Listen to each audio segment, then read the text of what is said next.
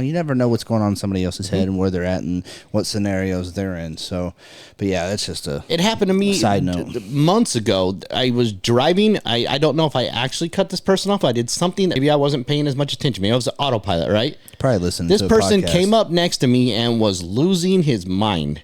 Now, the old me, Yeah, you're like, oh. when I get out of a car and people see tattoos, they usually think, Especially I don't when know you- how this is going to go, but if it goes bad, it's going to go bad. Especially when you get out of the car, rip it off your shirt. Right. You know what I mean? Like when I get out of the car aggressive, most people go, uh-oh. Yeah. Right? And it can cause a fight. Yeah. Instead, I pulled up next to the guy. I rolled down my window. He rolled down his window, and I just said, sir, are you okay?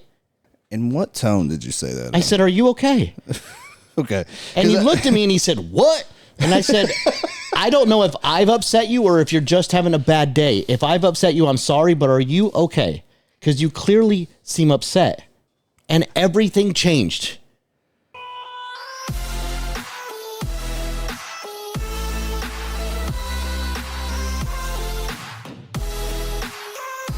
Are we ready?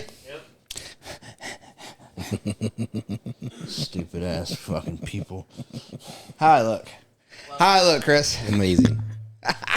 Welcome to the show, baby. Welcome to Talk Hard Podcast. We are live in Brooklyn, baby. We are in Brooklyn. I'm gonna quit doing that. Where is my private jet? Because I don't remember going on this thing. We got on an Uber helicopter. Yeah, real thing, real thing. Anyway, welcome to the show, guys. We got a great show. I actually know what we're talking about for once, guys. So that's a switch. That's a change of events, right? So we are going. We got a great show for you. Every now and then you have to feed the dog. Light shines on dogs' booty once in a while. Just saying. No, guys, if you're in recovery, you're going to want to stick around. If you're thinking about getting in recovery, you're going to want to stick around. And if you're not in recovery, you're going to want to think about getting in recovery. No, stick around regardless. One of the greatest things I ever heard when it came to recovery is I feel like everybody should work the 12 steps. 100%. If I was king, I don't care who you are. You're addicted to something. If I was king of this planet, it would be everybody in the planet would work a 12-step program. So I'm running for president, and my main political speech is that we are doing a nationwide 12-step program starting in high school. I'm going to run for king. That's next, right? Jesus. Give this dude a crown one time. All right. You gave me a crown roll at one time. Yep. I thought I was a king. Yep. Anyway, guys, so we got a great show. But if you're not subscribed to this channel, please don't be an idiot. Like, subscribe, share this with your friends. Share us out, man. This isn't just for entertainment. Sure, we're entertaining. You're welcome. This is what we do. However, there is some educational value in this. Like, we bring real life experience to the situation, and we're willing to be open and honest about it. And hey, you know what I like to say? Let's talk about it. Boy, that was on cue. Boom. Oh, you think that was planned, but it wasn't. Nope, that's how good we are. Absolutely. No, so we're going to talk about recovery today, man. We're going to talk about some things that, getting into early recovery and what it takes and what it looks like and what you should and shouldn't do kind of things. You asked me a question about sponsorship earlier. One of the key factors to recovery. Well, there's being a sponsee and learning how to be the appropriate sponsor. Well, don't pee off all of the people out here who don't really want to work a program. They just want to stay sober. Look, if you don't want to work a program, then you're absolutely on the wrong channel, because we're here for the truth. We're here for reality.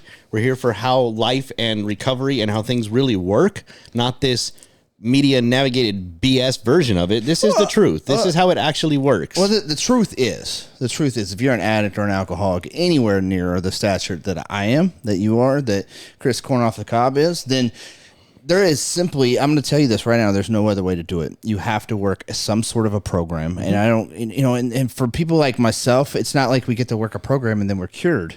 And we're done, and one and done. And I did that. I went through treatment. I went through therapy. I'm good now. That is the pitfall of every person in recovery right there. Unfortunately, the great news is you cannot do this alone. Mm-hmm. And I'm sorry, the bad news is you cannot do this alone. The good news is you don't have to. There's millions of us. There's 30, let's just say there's 30 million people in recovery in America right now. Right. And these are the thing about recovery. One of the main things about recovery is you have to be around a group of peers. You have to be around a community. You're in a community when you're in addiction. right? You're in a community, whether that be alcoholism, your community is the bar. Your community is all your buddies in your garage on Friday night. You know, you have a community of people when you're in that state of mind. So you absolutely need a community of people, of peers, of people who have been through the things that you have been through and going through them and continue to grow through those things in order to have, because iron sharpens iron, right? Like you cannot, people, us in early recovery or thinking about getting in recovery, we have one of the major problems with all of us is ego. We don't want to ask for help. I don't care if you're in recovery or not. Everybody on this planet's got a problem with their ego. All right, so everyone in America has a problem with the ego, right? We're just more honest about it. We become more honest, We right? just have to be honest. We get about humbled. it. Like, yeah. We get humbled. And Our ego smacks us in the face a lot more than others do. Yeah. No, we get humbled through, several different things, right? We get humbled. We wake up in a jail cell and Our ego gets us in more legal and debilitating trouble than others. Some people just get punched in the face. We get metaphorically, physically, emotionally, and otherwise Beat punched in the down. face and in the back and kicked while you're down and dragged through the mud and then picked back up just so they could hit you one more time. And then it's like watching that fight that you don't really want to watch, but you can't stop watching at the same time because you're like, that's got to hurt, but I just got to see what else is going to happen kind of a thing. that's going to leave a mark. Definitely. Yeah. So, it's about developing, the only thing you have to change in recovery is everything, right? I did. I could speak on me, and I like to speak on other people and say this is a truth. This is a truth across the board, that the only thing you got to change is everything about yourself if you're as bad as I was. But I want to put this into one word to make this simple on people when they're like, everything. You mean I got to change my diet? I got to your willingness to accept. So willingness, acceptance, right? I believe they're both technically the same thing. You have to have a willingness to be open, to be able to accept criticism, at the same time take advice, at the same time understand that you don't know everything that you think you knew, because what got you here is why you're here, and it's not going to get you where you want to go. Yeah. What got you here won't get you there, kind of a situation. There's an acronym called HOW, right? It's the words HOW. It's honest, open-minded, and willing. Exactly. Open-minded and willing. Because we come into recovery, whether we're forced by the judge, by our wives, by our husbands, by the family, whatever, we come in and ego is a huge problem. We suffer from irritable, restless, and discontent. We have years of street knowledge and all these things that we think we know, and to look at something and say, you know what, I have to be humbled or humble myself, and I have to surrender to the fact that I don't know how to live life. I don't know how to behave. I don't know how to make a good decision, because everything that I thought I knew got me in the place where I am today, which is, I don't know. It varies from everybody, whether it's in jail, DCS in your life, losing jobs, in toxic relationships, all these plethora of things that comes with addiction, the lifestyle of addiction. You have to come to a point in your life where, oh my God, this hurts, right? And there's two types of pain: the pain that hurts and the pain that changes you. And unfortunately, it's the pain that changes you that before people realize, okay, I got to make some changes. Here's one thing that I want to, you say this in this just instant, like just memory latches to my brain, where just because the physical part of the pain may have become normalized to you doesn't mean it doesn't still exist. And what I want people to understand is that is one of the most dangerous things on the planet. It still hurts. The people that have gotten adjusted to the pain, because I've heard so many people say, I just don't want to feel anymore. And what I would like people to understand is that when you stop feeling, your body starts dying. Yeah. Because it no longer can accept what is happening, and you can't see the things that you need to change, and your body's left with no choice but to die at that point. So it starts to die the minute you stop feeling. Yeah. Because those are the red flags. Like, ow, don't touch that. It's hot. If you lost all the feelings in your hand and you kept touching hot stuff, it would get infected. It would crawl through your bloodstream. Like, that's how it's the same thing in like a simple format. Yeah. Emotional pain. You can't get used to pain. You have to be okay with pain and deal with pain, but you never just become numb to it if you want to live a healthy and abundant life. It's the pain that makes you happy about the times when you're not feeling the pain. It's balanced. Unfortunately, that's what we seek, right? So whether it's, I tell people all the time, I was a drug addict long before I ever took my first drug. I suffered from the basic core behavior problems, the irritable, the restless, the discontent, the not ever fitting in with anybody and not feeling, really, like, honestly, not feeling comfortable in my own skin and never really fitting. I just never clicked with anything or anyone, or awkwardness and just all that, self-worth problems, right? Until, and this happened about 9 years old, until I took my first drink, right? And then suddenly I had found my cure for all those things I just mentioned. I remember I was 12, and the crazy thing was the reason I got high was my brain was racing, and I couldn't shut it up. What I didn't understand, because I was very young, is that's a high intelligence factor, because most highly intelligent people cannot stop the brain activity that is going on. Yeah. Now I don't ever want my brain to shut up, and I kind of don't like the quiet, because I have embraced the hyperactivity that comes with this crazy amount of thinking. I just had to learn how to control it. That's the thing about ADD. People look down so much on ADD, and you prescribe your kids medications for this. You have a kid with a gift. Most ADD that has become mainstream clinical is untreated trauma. Okay. Your brain is going to race, right? Because you're highly intelligent.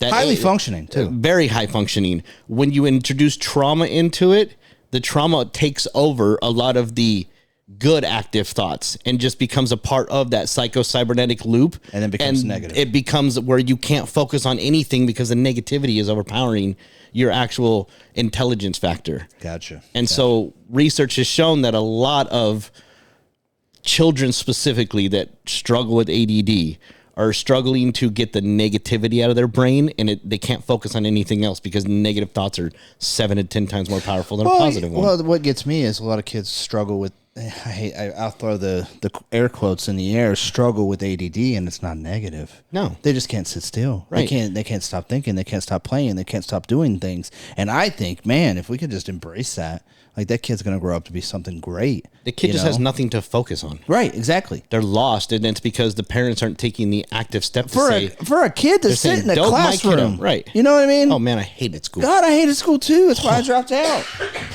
I was like, lady, you lost me on page 2, because I feel like I've already read the book. I know the ending. I know what's going on. You don't got to finish this for me. Why are you still talking? Yeah, now I'm going to dance in my seat. Right. Like I was like, I already got most of the stuff figured out just because I understand the basics of life. Yeah. So, after, that's the thing.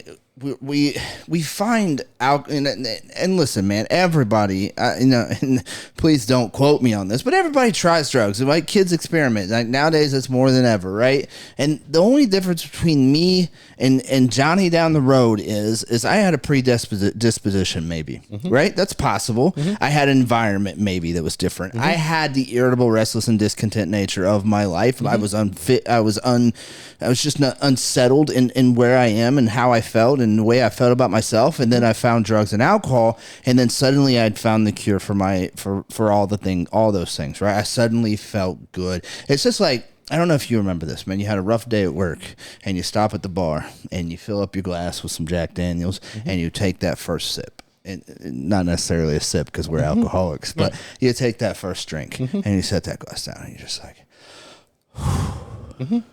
that was what I needed my whole life. You felt like it quenched your thirst, and it just hit a different... It quenched my emotions. It quenched your thirst for sure. It was just not the thirst that involves you actually being on some level of... Yeah. Like, that's not the same thirst, but that's the same, like, euphoria. Yeah, okay, everything is okay. Yeah. Everything is finally okay. And that's what I chased. I needed to feel okay, right? And that's the problem with, why addiction's so rampant in our country. One, because drugs are readily available. And dangerous. Right? And it's becoming, it's so normalized to use drugs and with these kids, with the pot, with the coke, with the, heroin and all this stuff. Now, it's so normalized, but, it's escapism at its finest. It's you're having a rough day, you're having a rough life, you're having a rough, you're in college or in high school, you're getting picked on, and then suddenly you find something that makes you forget all that. That's the problem, right? So regardless if Johnny down the road did a bump of cocaine and I did a bump of cocaine and he went on about his merry life, I suddenly had found the cure for all my problems, right? So I'm chasing that every day in my life. Yeah. But to get onto the subject, I reckon, it's what to do, what not to do, what to look for, what to be afraid of in early recovery. So we were 12 steppers. We, and 12 steppers, for those who don't know, is the, Alcoholics Anonymous, Narcotics Anonymous, Coke Anonymous method. They got all the anonymouses now, right? My name is Marty Norman, and I am not anonymous, but I do work in an anonymous program. I work a 12-step abstinence-based program, one of which, because I needed that hardcore punch you in the face, like accountability. My sponsor is an ass, right? He's not going to co-sign any of my BS. He's not going to soft pat me on the butt he's going to call me out. He's going to say, "Bro, what the hell are you doing?" And he's going to make me look at things that I don't want to look at. And he's going to make me write. And he's going to make me go to journal. He's going to make me journal. And he's going to make me go to do step work. I don't feel like I come up with 1,000 reasons not to sit down and put pen to paper. And he's going to call me and say, "Look, man, what are you doing? Where are you at? Where's it going? Okay, tell me about it. Where are you at in the book? Are you reading? What page are you on? Okay, you was on 2 pages yesterday. You only read 2 pages today. Right. Okay, that's not good. Let's get it going. Right. How many meetings you go to this week? And that's what I needed. I need somebody to push me and tell me when I'm messing up and not co-sign me, because I can just ride on forever. I talked about it in the last show about stepping on people's toes and not being aware of it. I can just continue to go in this behavior and not necessarily in the spiritual realm that I want to be in, without somebody calling me out. We make the abnormal normal. I need accountability people, right? I need people. I got you, I got you. You call me out on shit all the time, right? And I have to, being humbled, and sometimes I have to re-humble myself daily and saying, okay, that stinged a little bit, but I got to take a look at that. Yeah. And that's the importance of having accountability, brothers. And that's the importance of going to a meeting. If you're looking for a sponsor, and you had a call, I get calls like, "Hey, how do I find a sponsor?" Well, first off, go to meetings. How did you find drugs? You wouldn't seek them out. Yeah.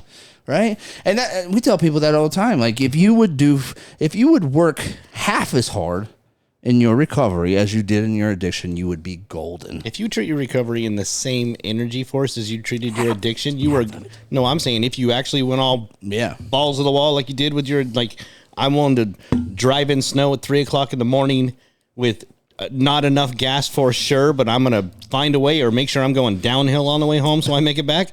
Been there. So I know, trust me. It didn't even snow in California, but I dealt with plenty of my own interesting situations, right? Yeah. Where I was willing to do whatever it took to go feel normal. Like, I wasn't even getting high at that point. Yeah. When I was sober, I felt high because it was just, everything was backwards at that point. Yeah. So I know what I was willing to do at that point. And I know that the advice I got was, you can treat it halfway. And I'm like, no, I'm still an addict, so I'm going to treat it just as hard. Half measures. I'm going to become just as addicted to my recovery and myself as I was to that thing that I was trying to escape. Mm-hmm. And when you can get in that space and embrace it and learn to live in it, and just, you got to get comfortable with being uncomfortable, because 100%. It's not that bad. You make it so much worse in your head than it really is. And I have proven this to people time and time and time again. They will jump the gun and I'll say, "Stop. Let's live in this space. I want you to tell me all of the outcomes that are going on in your head." And then I'm going to ask you scenarios. I'm going to ask you one question. Right. And it's 2 letters. And let's go to the other side. What else is possible? And when we went to this side and we started walking down this lane where it was the other side of the not the negative, but the positive, because they're both there, that person's whole entire perspective changed. Yeah. And I've been wrong so many times in so many situations and not given myself credit for it. I just felt like, escaped that one. Not, well, I was wrong, and I need to accept that I was wrong. I didn't actually know what was going to happen, and I need to celebrate that and acknowledge it so that I can look for the or factor. What if it worked? Right. Our addict mentality is always, it's not going to work. Of course. This won't work. It's the worst case scenario in every situation. And you wonder why it happens, even though most of the time it actually doesn't. Yeah. You just take that as a whew, got past that, like, you know, like skin on my teeth kind of a situation, or you just were flat out incorrect in the situation. Yeah. My or is another or opposite reality. That is my or. It's what you're thinking, go to the other side. Complete opposite. Yeah. And let's just explore. And a lot of times they're like, well, I don't know. Well, imagine if you did. And here's the thing, you know, you wanted to talk about sponsorship. Yeah. That's a sponsor's job. Yep. A sponsor's job, you're faced with a situation or a decision you're making. Yes. A sponsor's going to tell you to sit down, write the pros and cons. Yep. You know, that's the Let's make a list. Yeah, the pros of this, the cons of this, and Yep. you know, we as addicts and alcoholics, we're always just waiting for the shoe to drop, right?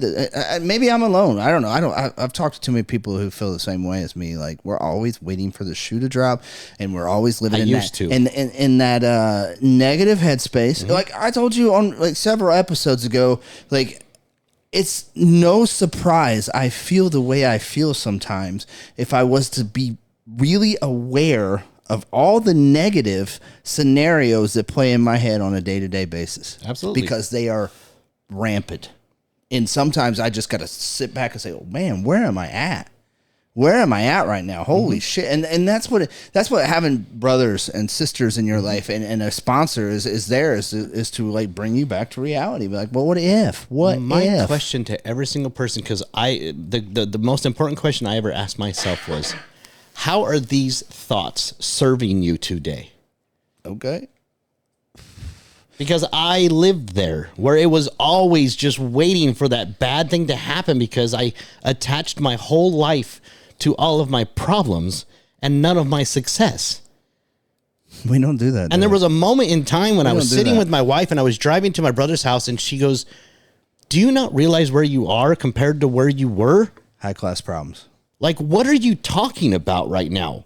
Why are you waiting for the other shoe to drop and not acknowledging the fact that you moved here making damn near minimum wage? Yeah. You've completely turned your life around. You found the woman of your life. You are leading people. You are changing lives on a regular basis. And you don't even know what that minimum wage looked like. We don't. I went from like wondering if I could get gas in my tank to not even looking at my bank account. Or my gas tank a lot. Or my gas. Like I just go, I don't look at gas price. I don't look at prices on most stuff. I don't either. I just go do what I need to do. And I never acknowledge, like you got to celebrate yourself.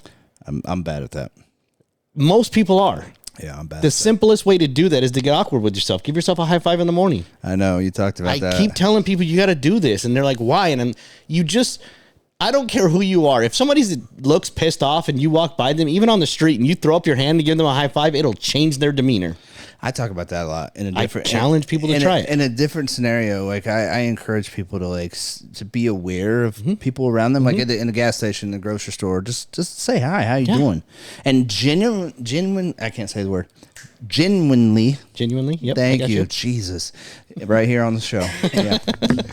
and really care about what they're going to say, you know, and really listen to it because you could change, you know, you never know what's going on in somebody else's head and where they're at and what scenarios they're in. So, but yeah, that's just it happened to me side note. Months ago. I was driving. I don't know if I actually cut this person off. I did something that pissed them off. Maybe I wasn't paying as much attention. Maybe I was an autopilot, right? Probably listening to this person podcast. came up next to me and was losing his mind. Now, the old me. Yeah, you're like, oh. When I get out of a car and people see tattoos, they usually think, I don't know how this is going to go, but if it goes bad, it's going to go bad. Especially when you get out of the car, rip it off your shirt. Huh? Right. You know what I mean? Like when I get out of the car aggressive, most people go, uh-oh. Yeah. Right? And it can cause a fight. Yeah. Instead, I pulled up next to the guy. I rolled down my window. He rolled down his window, and I just said, sir, are you okay? And wait a minute. Wait. Stop. In what tone did you say that? I said, are you okay? Okay. And he looked at me and he said, what? And I said, I don't know if I've upset you or if you're just having a bad day. If I've upset you, I'm sorry, but are you okay? Because you clearly seem upset. And everything changed. Yeah, man, I'm just in a hurry and you didn't seem like you were paying attention, and you might be right. I really am not aware, so clearly I wasn't paying attention. I just want to know if you're okay. You may be right. And he just rolled up his window and was like, all right, man, all right. And everything changed. Everything de-escalated. By me just saying to him, instead of F you and let's get out of the car, pull over, let's see who's got bigger nuts today. Yeah. Just, are you okay? Because you don't know me at all. So you can't be mad at me because you don't actually know me. Yeah. If you knew me, you knew that anything that was a mistake was just that. I just wasn't staying in my lane, clearly. Actually, with the car. Like, I wasn't doing what I could have done better. Actuality. And it may have been nothing. You know what I mean? Like, people, we instantly jump to this defense mechanism, and I'm going to show you who I am, and I've got something to prove. That's ego. And that's you're only trying to prove something to yourself. And really, the only person you're hurting is yourself. Absolutely. You know, it's I could go down a scenario of the old saying, but really, man, anytime you metaphorically hit somebody in the face or talk bad about somebody else, or literally, right? Anytime you do any of those things about other people, you're really just hurting yourself. 1,000%. It's going to come back and somebody resenting you, somebody disliking you, somebody talking bad about you. It's really just hurting you. And if you do actually punch somebody in the face, you're the one going to get in trouble for it, right? I have unfortunately been in probably too many fights in my life, in reality, with just the way I grew up. Mm-hmm. When I look back and was reflecting on them like a year ago, none of them felt good when I was done. Mm-hmm. Even the one that, like, somebody hurt somebody I knew, and I was like, it's on, and this is going to feel good. Yeah. The minute I hit, my stomach dropped. I felt like crap, and I thought, oh, shoot, what have I just done? What have I done? I knew in my head I could beat the person up, so I had nothing to prove. Mm-hmm. I was defending someone thinking I was doing the right thing, and then thinking to myself, what just happened? Nothing in reality, as I've now justified that person's action by serving them with a reaction. The greatest action you can take to somebody else when they're in a situation is no action at all, not even acknowledging the situation. And if you're going to acknowledge the situation like I did, acknowledge it with some form of understanding. Mm-hmm. Are you okay? I want to get into things to be aware of. Yes. Right? Please. Because when you're in recovery, now there's this new wave of recovery these days. And I want to state, opening statement to this is I'm not against you if you're on MATs, right? Okay. Yep. I all pathways, whatever it takes to save your life, whatever it takes to make you a better person. Can I say one thing? Yes. It's called assisted therapy. Medically assisted therapy. Unless you want to have an assistant for the rest of your life. It's there to serve a purpose, and I am all for that. It's a very short purpose, and that's how I believe all medications should be. Agreed, but then again, I don't want these people out here who are on methadone or Suboxone to feel like I'm against them, because I'm not. Whatever it is, if it's going to get you to, I believe I'm an abstinence-based person. I like to have my free head. I don't like being addicted to something. I don't like being a slave to the government's drug, right? Okay. And the Suboxone and even methadone, far worse, is the world's most physically addictive drug. I believe personally, so OxyContin, right? So OxyContin, this is a conspiracy theorist. Got it. So OxyContin came out, and their whole thing was they were trying to make painkillers, right? That were non-addictive. I was like, hold on, they weren't trying; they were making painkillers.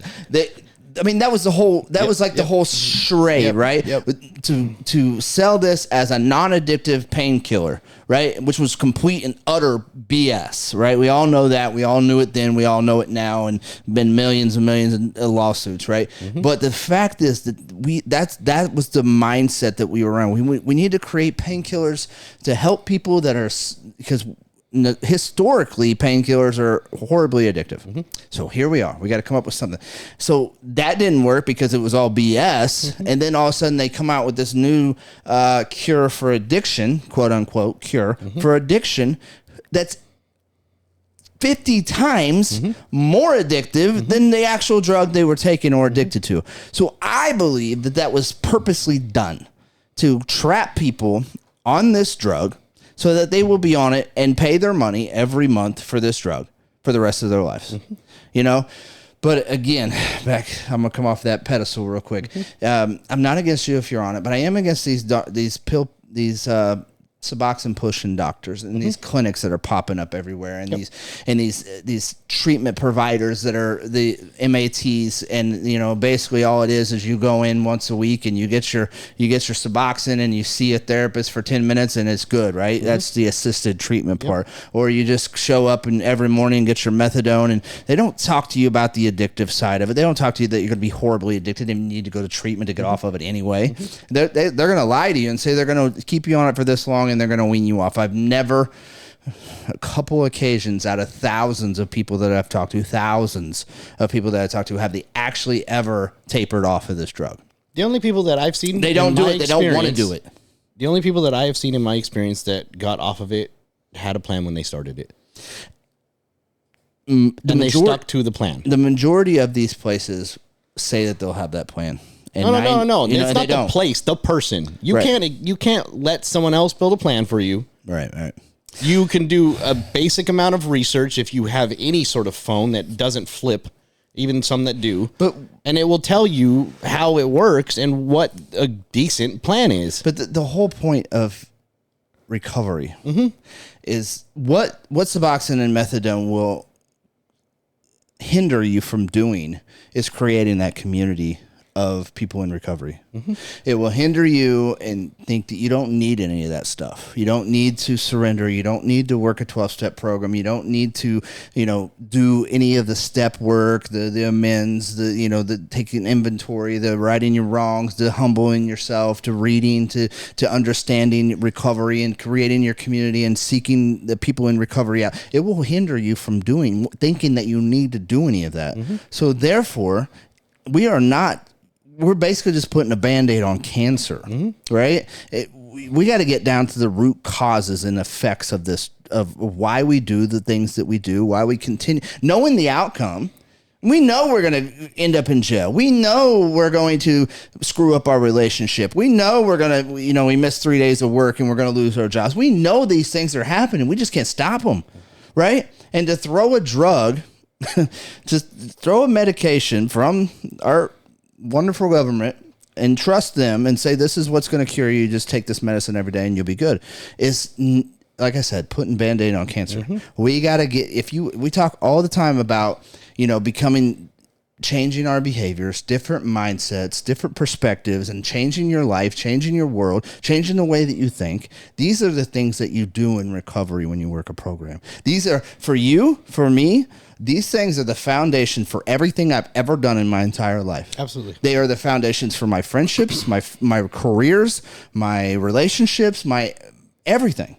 Because the 12 steps have led me to changing the way that I perceive everything and everyone. If the person that I was 9 years ago is a complete and totally different person than I am today. Absolutely. I'm different than I was last year. That's the whole point of what I'm doing right now, is to always be different. That's continuing bettering yourself. If I am the same person I was last year, I didn't grow at all. And here's the thing about Suboxone.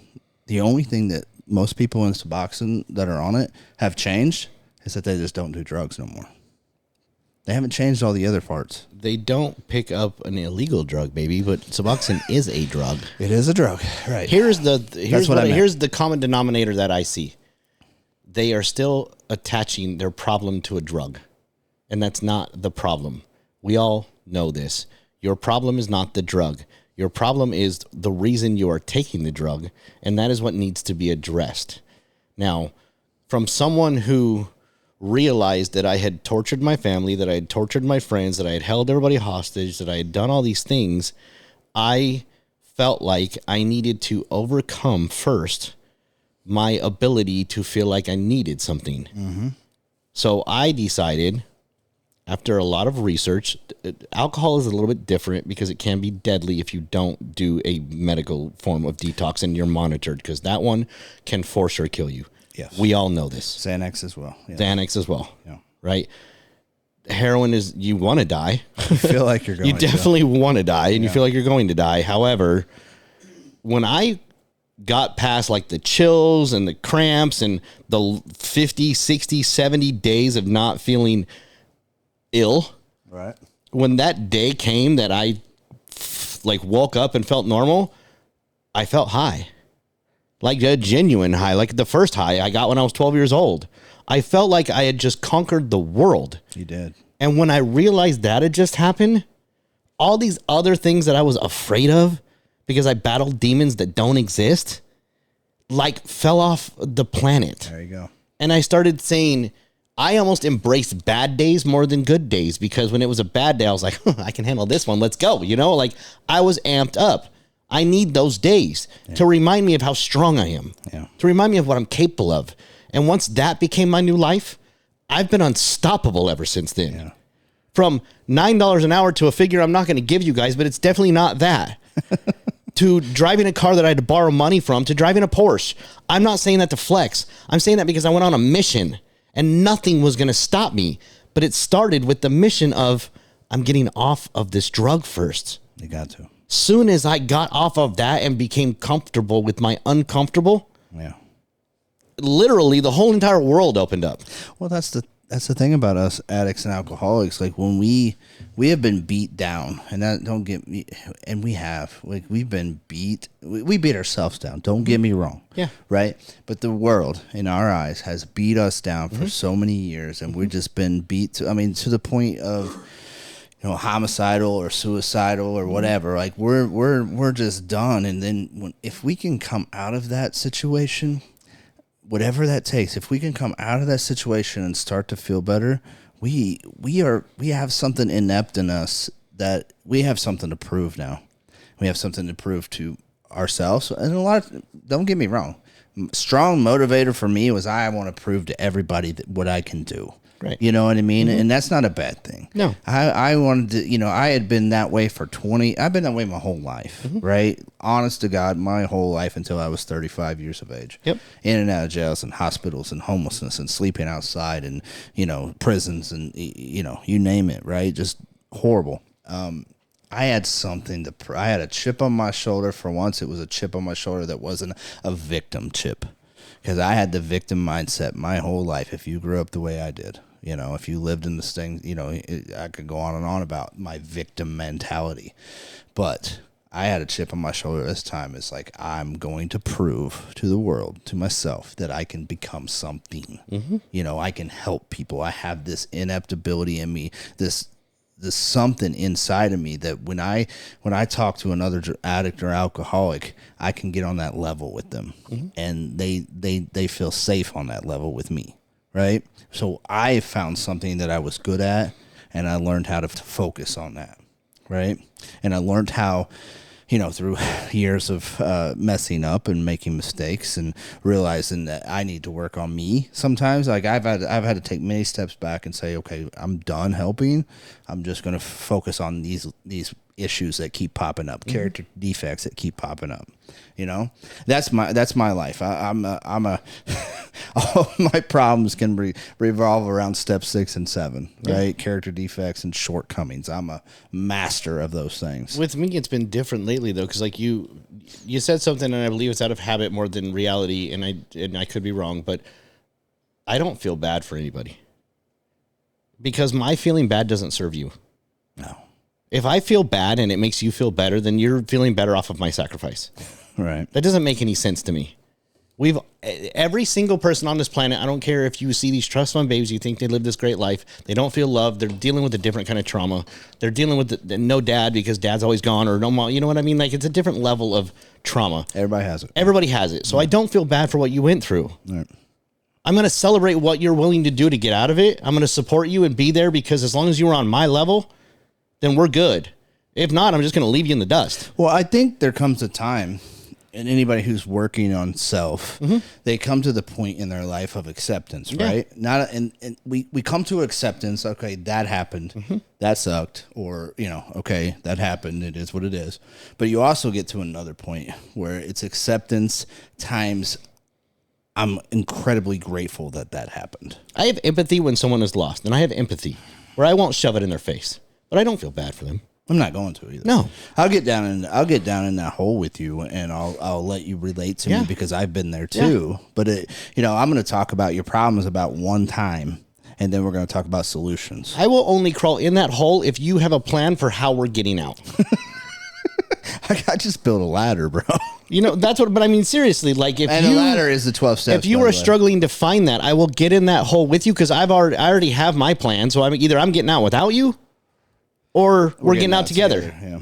That's how that works for me. Well, I will come down there and we will get curious together where we can create a different whole perspective of life and all the things you might be missing by seeing it through another person's eyes. I'm willing to do that. But if you want me to come in that hole and cry with you, then cry yourself a pond, stick your head in it and drown because I don't have time. I'm with you, man. I'm sorry. And that's why I say that a lot. Like, you're dying anyways. So many of us addicts and alcoholics and people in toxic relationships and just people in general nowadays love to talk about the problems way too much.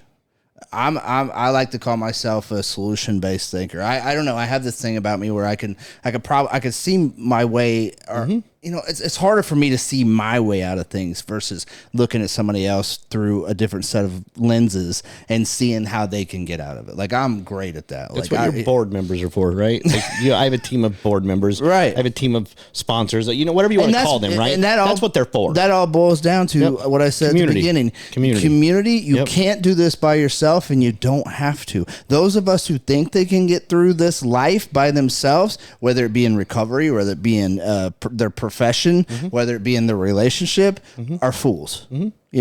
First off, you can't, and you shouldn't want to, right? Because you need other people's perspective. You need other people's point of views in every situation. I've been wrong, so wrong, and so much knew that I was right until I looked at it through somebody else's eyes. I was like, oh, I didn't think about that. Yeah, but you got to be willing. Humble. Like, willingness. You got to be willing to see another version that is coming from a place of compassion. Yeah. We all throw our hands up because we think someone's coming at us when they're trying to give us a hug, but you saw their hands go up. So your hands come up, and now you're getting ready to hit someone that was trying to give you a hug. Right. Because you just didn't stop for a second and get out of the negative and think, wow, someone wants to embrace me.